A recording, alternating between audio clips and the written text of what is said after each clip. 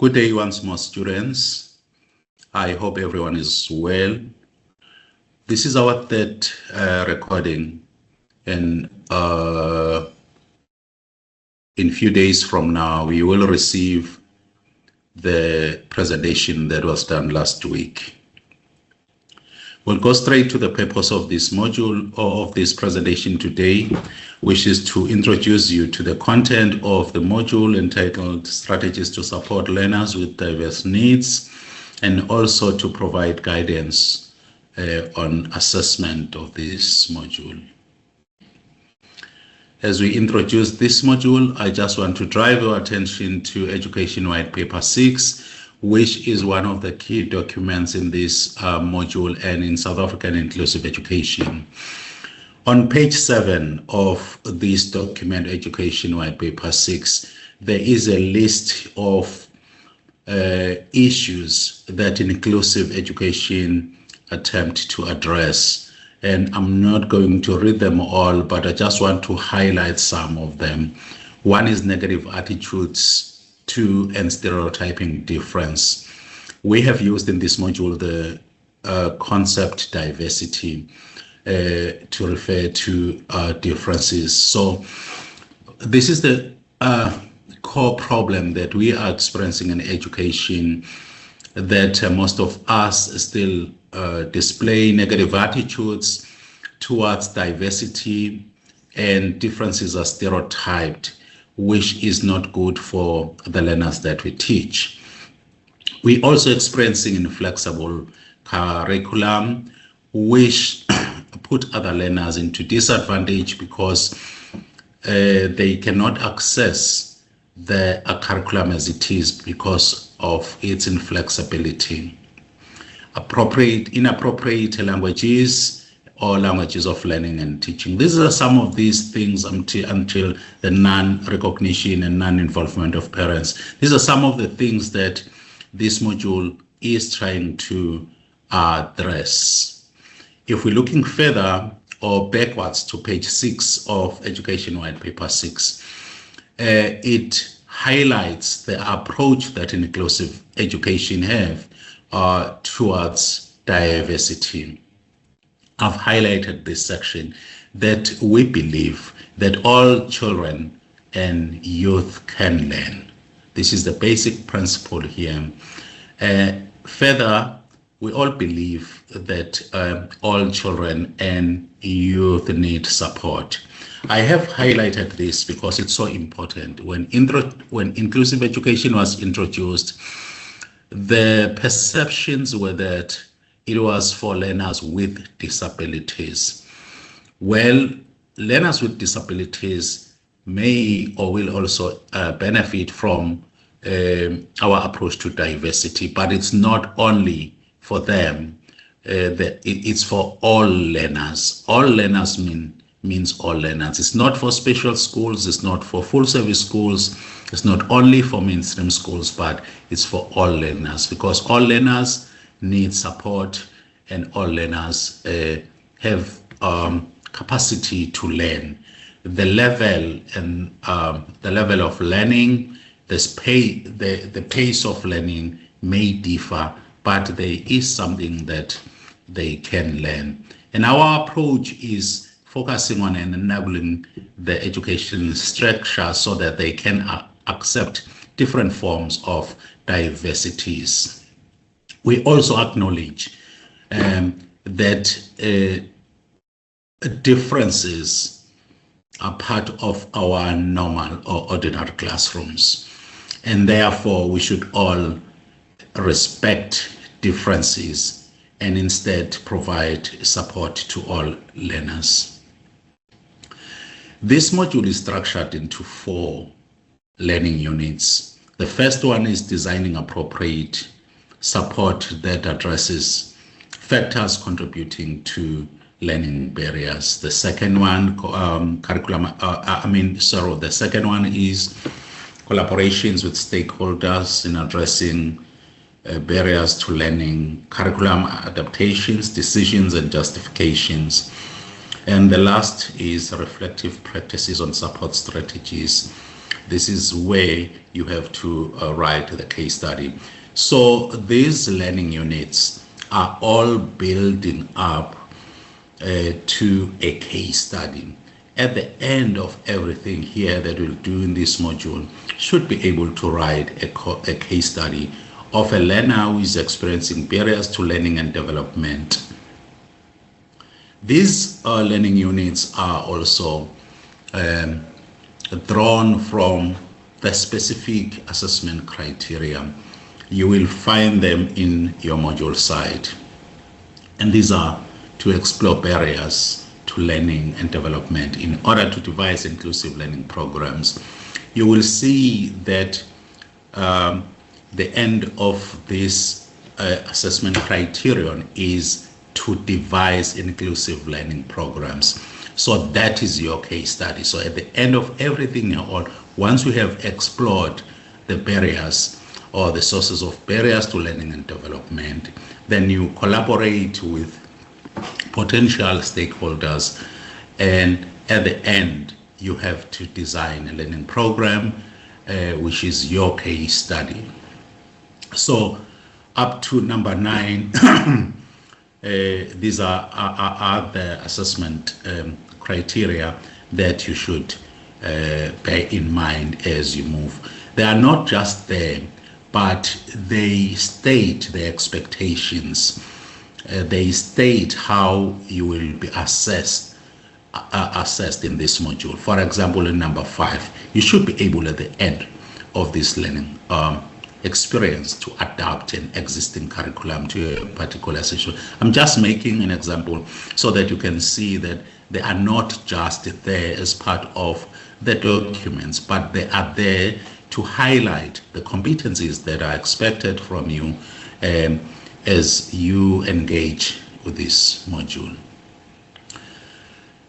One question that came to my mind as I was preparing for this module was, who are these learners we're talking about here? In my first slide, I indicated that from Education White Paper 6, we learn that our learners experience barriers due to a wide range of issues. They are listed on page 7.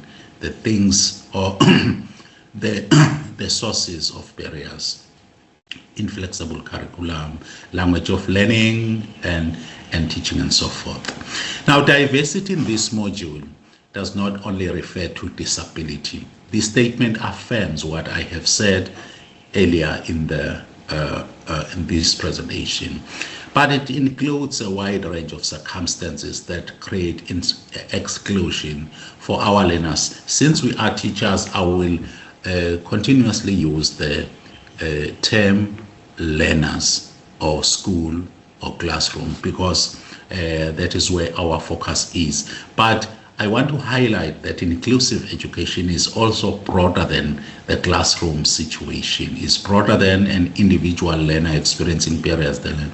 It is broader than the teacher engagement with the learners, but it's about transforming our society. That's the broader definition of inclusive education, is to ensure that our society is transformed and is able to accommodate diversity in all of its different various forms. For example, there are curriculum difficulties that are experienced by learners. Is disability, which is a topical issue, languages, learners in risky situations, and accommodating teaching and learning styles, and so forth. In this module, we are introducing and affirming a shift from trying to make learners fit into their existing and untransformed teaching and learning condition to a learner-centered approach where learners' experiences are our focal point. Remember, previously we have had, and we were also using terms such as this learner has barriers. I'm not sure if you're still using that, but then if you are, you should correct yourself. The approach here is to understand that barriers emanate from both intrinsic, which is inside the learner, and extrinsic factors, factors such as untransformed languages, the factors that I have mentioned from page 7 of Education White Paper 6. So it's possible that issues such as disability can affect participation in learning and development. But it's also possible that the circumstances inside the classroom or at school is so unaccommodating that learners with conditions such as disabilities, learners from minority language groups, learners who are from disadvantaged communities may be disadvantaged. We're looking at all that. There is also a race issue which is an extrinsic factors that cannot be overlooked in South Africa. And you will understand that when you read chapter 2 of the Constitution of the Republic of South Africa, these issues have been highlighted or discussed so that we are aware of our legal mandate, of our constitutional mandate to address these issues in a manner that will make everyone enjoy citizenship in the Republic. It is therefore imperative that all strategies that we devise in this module and elsewhere are not meant to fix the learners. We're not in a mission to fix the learners so that they can fit into the existing situation at school or in the classroom, but we want to introduce and implement transformation in how we do things so that we can increase participation, equitable participation for everyone, for all learners, because we have said earlier that they all need support. That is page 6 of the Education White Paper 6. All learners need support, and therefore they should be supported without discrimination. Now, you will see when you go to the module side that we do not reject the Western epistemologies, the knowledge that have been generated from the Western or global North, but we also affirming that there is something valid and relevant that we should also think about and also consider when we are approaching diversity. In Africa, we have a vast repertoire of knowledge. Ubuntu provides us important guidelines on how we should interact with each other.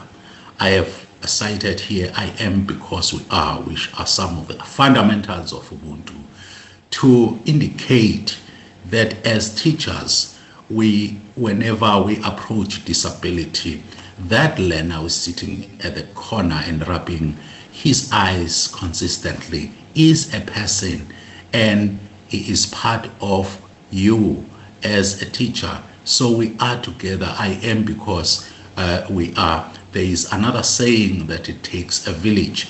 These are some of the concepts that we should bring to mind when we approach diversity in our classroom. He's not just sitting there rubbing his eyes because he doesn't want to learn. Maybe an attitude can be created in that learner that has been neglected for too long without the fact that his eyes do not see clearly, and therefore he develops an attitude of non-participating because he can't see. These are some of the things that we should be vigilant as the custodian of the constitutions, as teachers in the classroom who are responsible for the lives of these learners. And therefore, I identify early the sources of barriers to learning and development.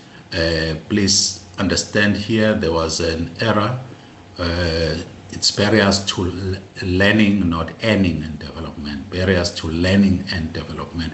These potential sources should be identified and addressed earlier so that learners do not develop anti-school attitudes.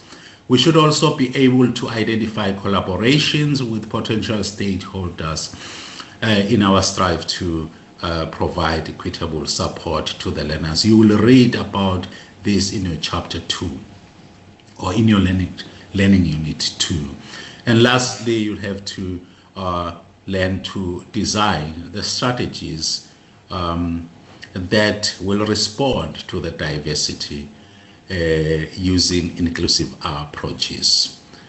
At the end, there are approaches that are introduced in this module. There are 2 theories that we have introduced. We speak to the reflective practices, which is one of the most important aspect in our development. Once we have done everything, we should be able to sit down and look at what we have done, look at the successes, look at the difficulties, look at whether what we have developed as support material for the learners been effective or not, and try to start again and find alternative sources of support.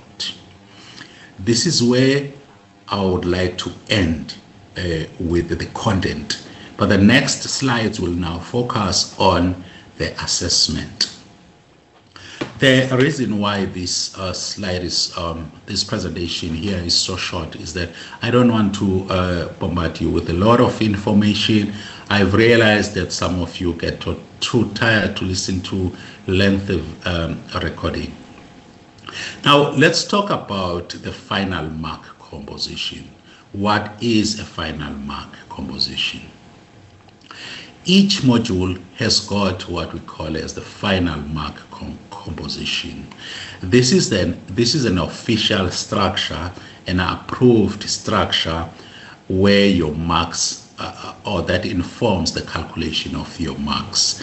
Lecturers do not calculate your marks.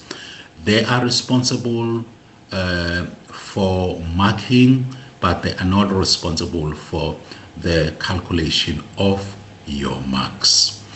You will have 5 assignments that are part of your formative assessment, that is your continuous assessment. So I will show you in the next slide how these assignments are structured. So all the assignments that you will do, they constitute 40% of your final mark. So the assessment directorate will look at the highest marks that you have obtained from the 3 assignments, and they will calculate to the total of 40%, right? And then there is a compulsory portfolio.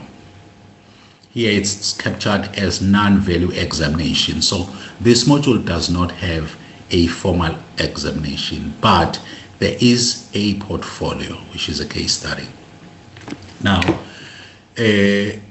the total for the portfolio is 60%. So when you calculate this 44, the year mark of formative assessment, and the 60%, it will give you 100%. But there is a catch here. Sub minimum 40%. If you get less than 40% in your portfolio, this 40% will not be calculated. There is a simple story that happened, a case that happened last year, that a student got it was 26% from the portfolio, and in the year mark, there were all good marks, 78, 80%, and I don't know what actually happened when the student was writing the portfolio.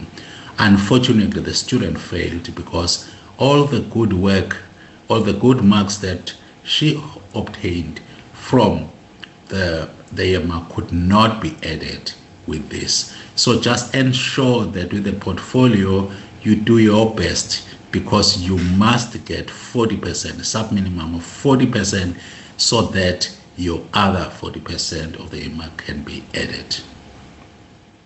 Now, this is how these assessments are structured. So there is assignment 1, which is an elective. These are all the details of the assignment.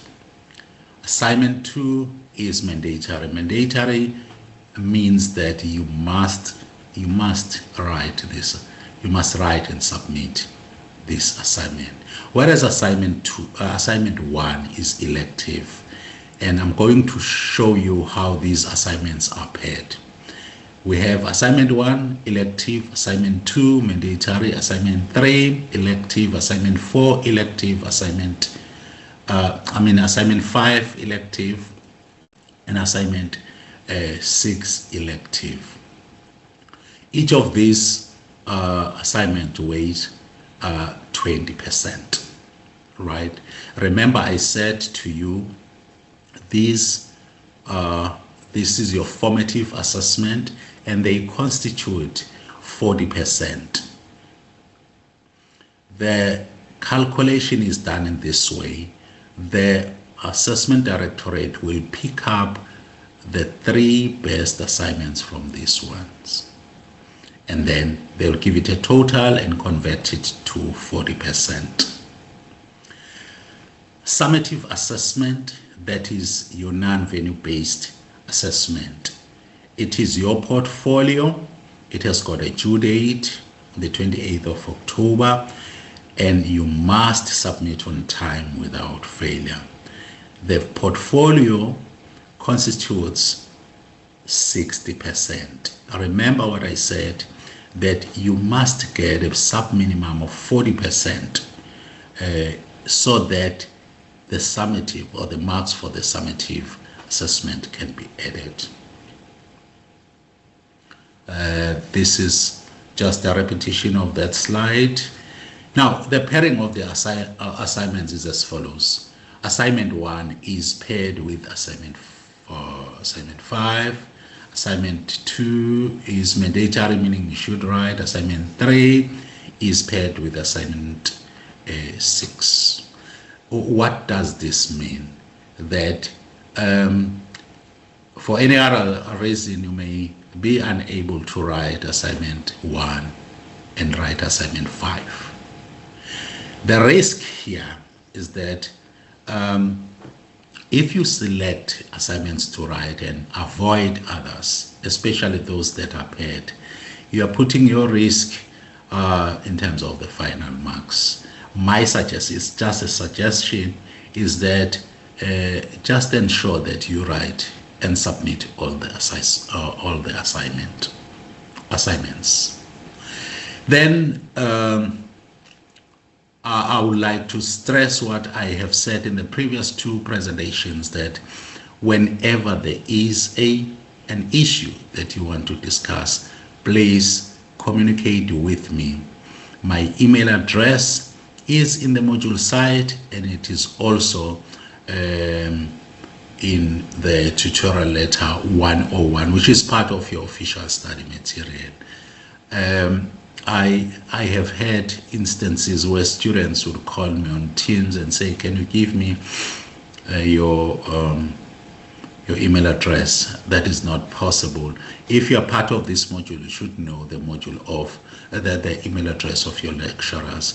And for all other lecturers in the program or in the university, lecturers who are teaching you, you must know their email addresses, so that if anything happens, you are able to send an email. I prefer direct email than an email that you send in the module site. That's my special preference. It's easy for me to respond on time, within 14 hours, if you can do that. Lastly, I want to encourage students who identify themselves as students with disabilities to communicate with me so that I can learn about their specific needs and provide support or direct them to where support is available. Lastly, there is a course for all students at UNISA, academic integrity course. Please take time to do this course. It's very important.